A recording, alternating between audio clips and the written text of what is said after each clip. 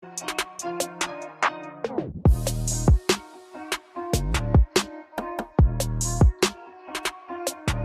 is up, basketball fans? Welcome to the NBA Outlet. With me, as always, my co-host, Kory Waldron. Kory, how we doing? Doing good. Final three, right? Yeah, final three of this preview series. Can't wait for this to be done and for the NBA season to start. But we're not done yet. Not yet. We're grinding through. We're almost there. NBA season right around the corner. And as you guys know, we'll be getting back to our regular shows 2 times a week. You can check out the outlet, sometimes even more, and obviously a ton of other podcasts on the OTG network. But just a quick shout out, you know where to find the show: iTunes, Blog Talk Radio, OTGBasketball.com, Google Play, Dash Radio, and YouTube. And we're also running a promotion with FOCO. If you buy 2 NBA items, you get 10% off with OTG NBA 10 discount code. So be sure to check that out. They have some really great stuff from NBA bobbleheads to t-shirts to apparel to whatever sports-related thing you can think of. But getting into the Spurs, and before we talk next season, we're going to look back at last year. 48-34, 7th in the Western Conference, and they lost to Denver in the first round in 7. Summarize it all in one emoji. For me, I use the guy who's got like his one hand out, who's just like kind of just saying like it's whatever, or not like it's whatever, but like I'm still here kind of thing. I'm not really sure how you would describe the emoji, but this is once again a San Antonio team that I want to say at parts of last season were written off. Especially when DeJounte Murray tore his ACL going into the season, there was some worry.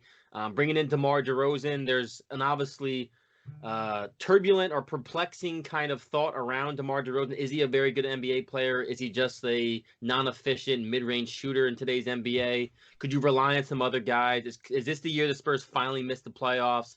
And once again, they were like, hey, look, we're still here, and we brought a very good team to 7 games in the first round.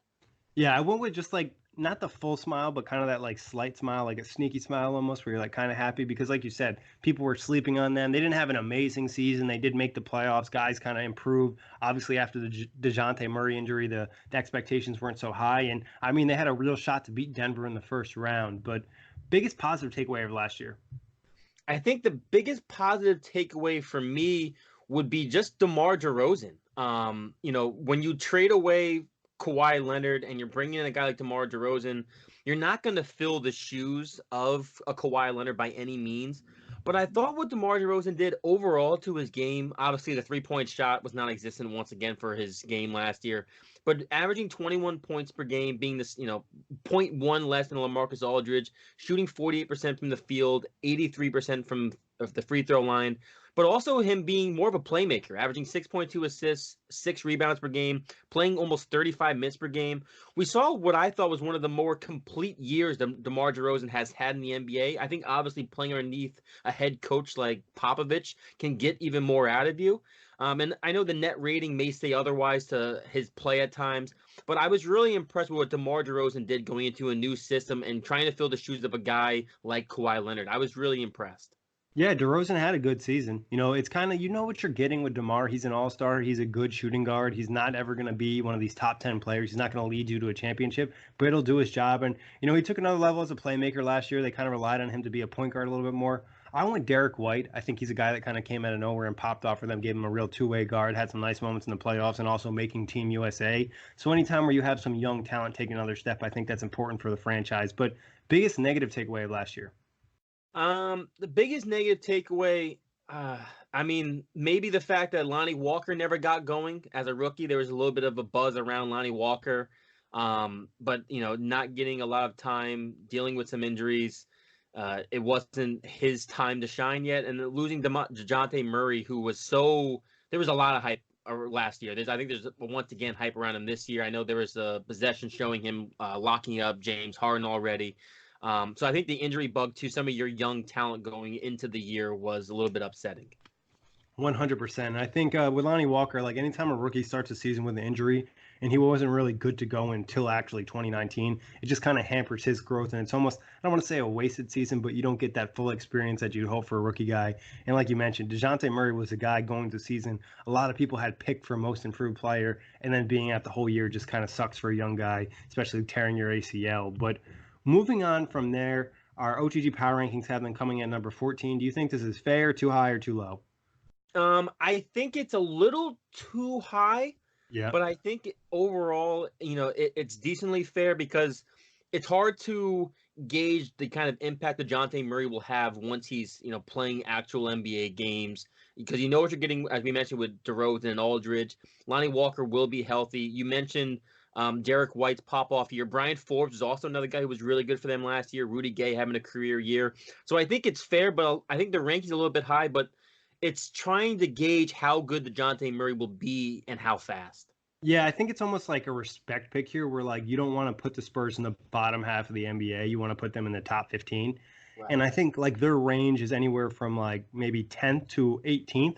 Like they don't have an extremely high ceiling, but they don't also have a very low floor unless they were to make trades or something like that, because they do still have DeRozan, they still do have Aldridge, Murray coming back, Derek White, Popovich is still the coach, so you're always going to have a chance to make the playoffs with him. So I think 14 is okay for right now, but they could be lower because there is a lot of question marks for the Spurs to an extent. Definitely. Now, getting to the offseason's draft picks, they drafted Lucas Simic, Keldon Johnson, Kendarian Weatherspoon. Obviously, we don't necessarily know a ton about these guys. Luka being an international player that kind of rose off draft boards a little bit, seemed like a real Spurs pick. But any thoughts on these fellas? I think Keldon Johnson's an interesting guy going in.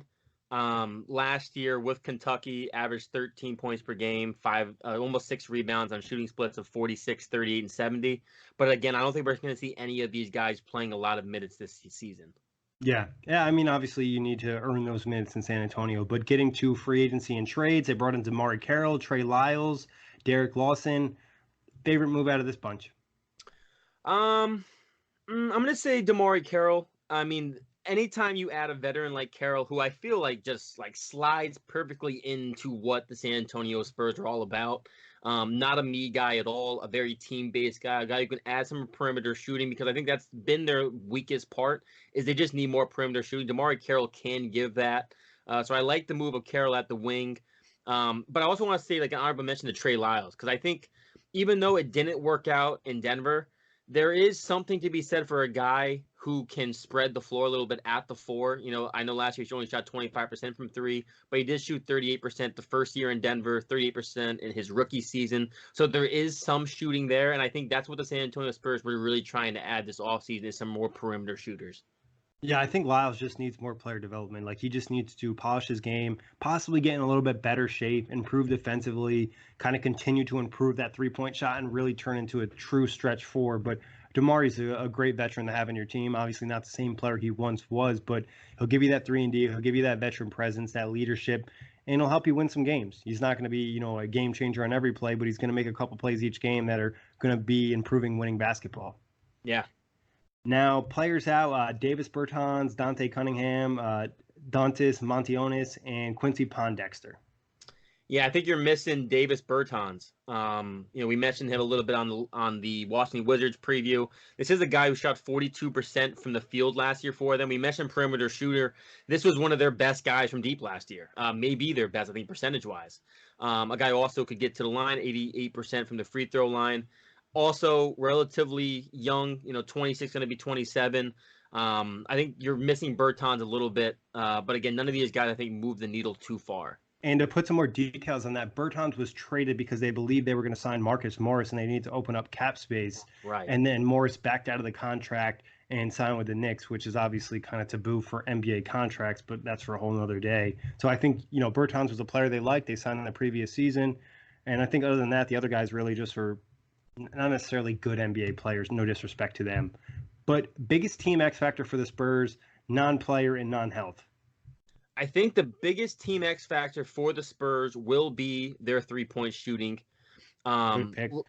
Last year, they shot a league low 25 threes a game. So once again, and obviously Coach Popovich kind of has this mantra of like, I hate the 3-ball. I hate what it's done to the game.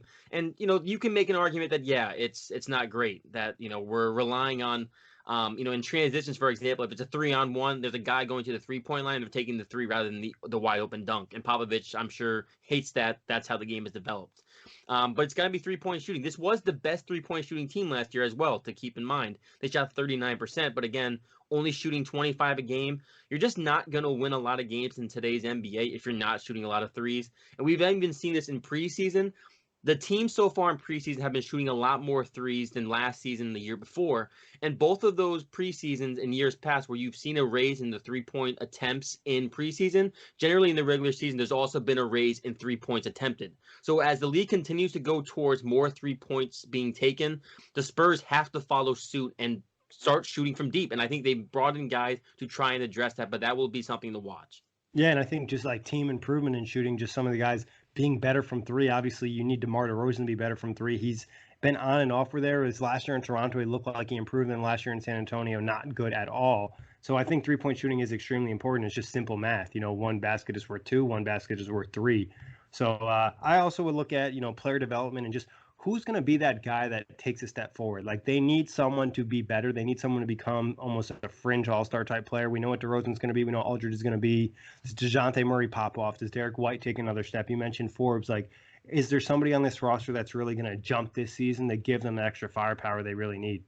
Yeah, no, definitely. Player development will be something to watch because, as we kind of mentioned too, like being so young, a lot of the guys on this roster, like Aldridge, Gay, DeRozan, they are on, I don't want to say the backside yet, but a couple of years from now, those won't be the guys you're leaning on going forward. So you need to see who is the next wave of Spurs to kind of lead the charge into the next era. Yeah, like LaMarcus Aldridge has already played his best basketball. Rudy Gay probably has played his best basketball. DeMar DeRozan possibly has, or he's right on the cusp of not being at that level anymore. So starting lineup, though, on opening night. So for me, the starting lineup will be DeJounte Murray, Derek White, DeMar DeRozan, LaMarcus Aldridge. Oh no, I had LaMarcus Aldridge starting at the 4, but that's bad. I think that's what they'll do, though. I honestly because think I have Jakob Poeltl starting at the 5, but I don't know if they're gonna go because I know Aldridge did play a lot of 5 last year. But on paper, I put LaMarcus at the 4 and Jakob Poeltl at the 5 to start games. I think that's what they will start with. I personally would start Aldridge at the 5 and start Rudy Gay at the 4, or even Damari Keller or somebody, just so you're a little bit smaller, more spacing, more 3-point shooting, which we kind of advocated for on this show. But player to watch on this team. DeJounte Murray. Yep. There was, as we mentioned, a lot of most improved player of the year buzz going into last season, and we were robbed of that in a lot of ways. And now we're getting to see him this year. This is a guy who, LeBron James, for example, seems to be a huge DeJounte Murray fan. I know when he got hurt, he's already posted about him at some point this year as well, or this offseason. We've seen the highlight of him clamping up James Harden, then going coast to coast for a layup. I think DeJounte Murray has the possibility to be the face of this franchise as we talk about that next era of Spurs basketball. So for me, it's DeJounte Murray. Yeah, I think DeJounte Murray is the pick right here because I mentioned as my X factor who's going to take that step. And if I had one guy to pick who could take a big jump this year, would be DeJounte Murray. Obviously, missing all of last season, trying to get back into action is going to take a little time, but he does have a very good skill set and he could really pop off. Also, Derek White is a guy I also think you want to watch and see how he grows from that Team USA experience. Definitely. I do have a quick question though. Do you think DeMar DeRozan could be traded this season? Yes. I think we already heard rumblings about that, actually. Yeah, in the offseason, there was talk about him being traded because they wanted to sign Bogdanovich. Then nothing came of it. Then there was also another rumor that they were talking contract extension. So it's like both ends of the spectrum right here, but I think the Spurs are almost unsure. Yeah, if I had to give it a percentage, I'd say there's probably a 30% chance they move him because I think the biggest issue with trying to move DeRozan is the fact that this year he's making 27. He is expiring at the end of next year, but it is a player option next year for 27 million. But again, if you're not going to re-sign DeRozan, which I don't think the Spurs are going to want to sign DeRozan, you're going to be looking to move him either this year or next year. Again, the destination of where he would end up, I'm not so sure about, but I think they would like to move on from DeRozan. Yeah, I could see it too, and that would make the trade a little bit more likely. And the player option for DeRozan is interesting. He's not going to get more than 27 a year. So maybe he accepts that player option, but then also he could be looking for a long-term deal. There's been some talk about the salary cap possibly changing with the whole China situation. So we'll see how that kind of goes. And it could impact a lot of teams and their front office decisions moving forward. But what's worst case for the Spurs next year? I think worst case for the Spurs would be they finish outside of the playoffs. We finally see the Spurs miss the playoffs. Maybe they're 39, 40 wins. They're competitive, but it's just not enough. And the Western Conference has gotten a little bit too tough for them. And then they have a lot of questions going into the offseason. Yeah, 100% agree. I think worst case, they don't make the playoffs. Maybe DeRozan's leaving. Then, Aldridge is obviously up there in age, like we mentioned. And none of these young guys look like they can be a cornerstone. And all of a sudden, you don't really have a ton of young talent in-house to kind of move forward with. But best case scenario. I think best case scenario is, I mean, it's still best case scenario isn't like anything wow. It's them being in the middle of the Western Conference seeding, like maybe a 5 seed. We know the West. We've been saying this almost like all previous series. The West is going to come down to the last game of the season, so they could go from, let's say, being a 7 seed on game 81 to a 5 seed at the end of game 82. So I think being in the middle of the Western Conference standings would be best case scenario. Yeah, I think best case would maybe just be them grabbing that fourth seed and something they get lucky because all these teams in the West are bringing in so many new pieces where the two main components for the Spurs are still the same in DeRozan and Aldridge, and we know about that coaching staff. So maybe they're able to be consistent and get some wins early on where everyone is trying to find how to gel together. They're already doing okay. But what's your actual prediction? Where do they finish in the division? My actual prediction is 45 wins. I have them finishing second in the division behind the Houston Rockets.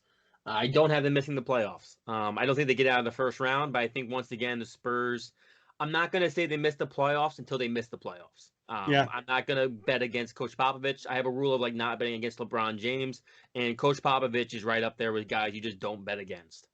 Yeah, I think I'd have them second in the division as well. There's a chance, though, they could fall behind one of the younger teams if they really pop off and they struggle, but I think they'll be fine. 46 wins, low playoff seed, first round out, like you mentioned. But any other topics you want to cover Spurs wise? How long do you think Coach Popovich has left? It's funny. I was going to ask you the same thing.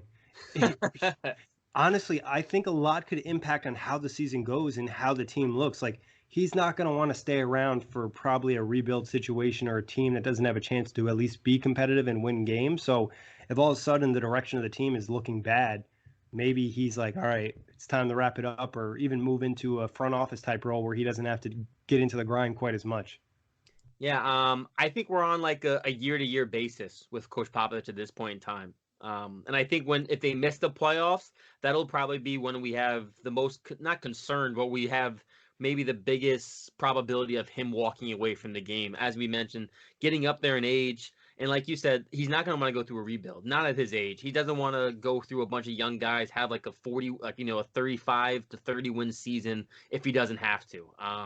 So yeah, I think that the time is certainly ticking. But I also would say, bringing in Tim Duncan, we know Becky Hamill's there, Hammonds and Messina, right? Yeah, they have another guy. I'm not even going to try to mess up his name. So, but there's a lot of guys who would be up for that job. So I think that's intriguing. But yeah, I think we're on a year-to-year basis with Popovich right now. And to be honest, I think it might make the most sense for the Spurs to rebuild this upcoming offseason, or at least try to get younger and maybe move on from Aldridge and move on from DeRozan and possibly build around DeJounte Murray and try to get a young forward in here and just open up some cap space for that to happen. I agree. I mean, so I'll give you another question. Who do you think is more likely to be traded, LaMarcus Aldridge or DeMar DeRozan?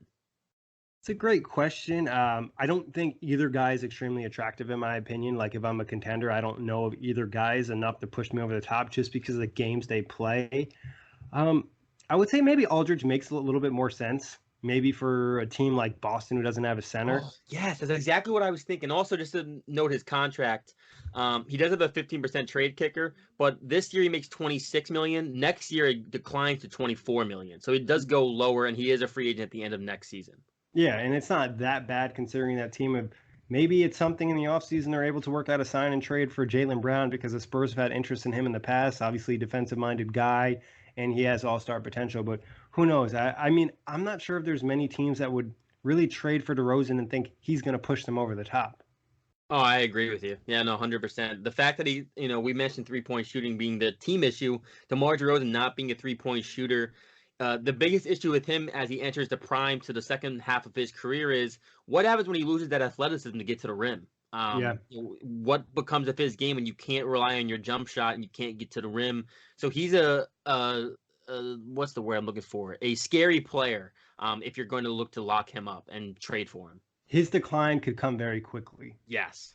I would also look maybe at a team like Orlando to go after DeRozan. Would be a potential perimeter closer for them where they don't really have a go-to scorer there. But obviously the 3-point is going to be the question for him. Right. And if they went full rebuild this year, even they have a lot of tradable contracts. Like Rudy Gay would attract, I think, a contender. DeMarre Carroll would attract a contender. Like there's some guys in this team that could provide value. Yeah, I think Rudy Gay was a guy last year. There were some rumblings of maybe like teams calling to see if he was available because he had a career year, shooting 40% from three.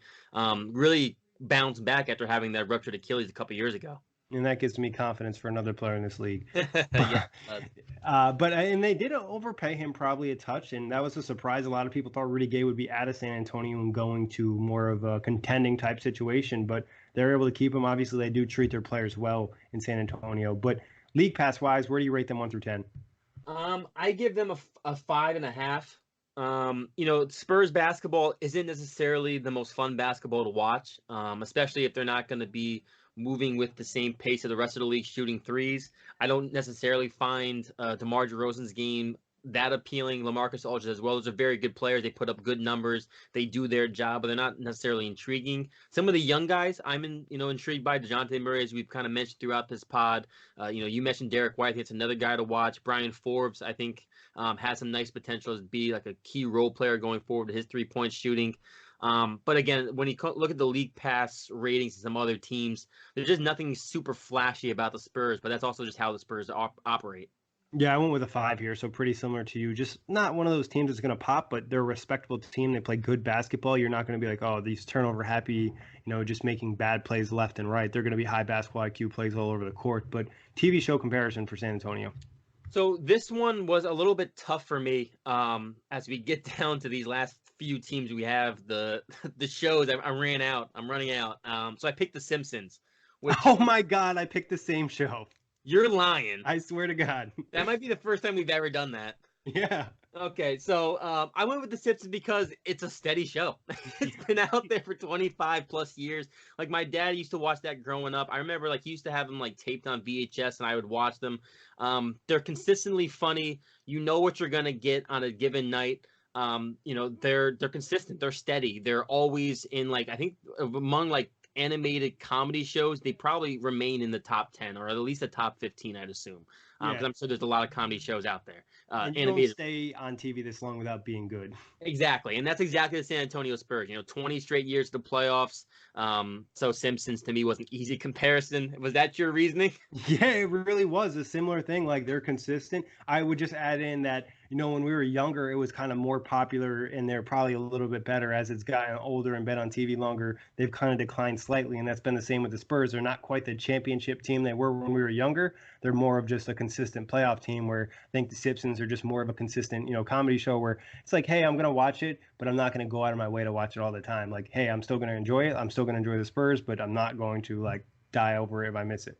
For sure. So on pod 28 of the preview series, we picked the same TV show finally. Hey, that is too funny, and obviously along the same reasons why. But Kory, as always, a pleasure talking hoops. Big thanks to everybody listening. Like I said, you can find us on iTunes, Blog Talk Radio, OTGBasketball.com, Google Play, Dash Radio, and YouTube. And also, like I said, head to FOCO, use OTG NBA 10, buy 2 NBA items, and get 10% off. Do it. Peace out, knuckleheads.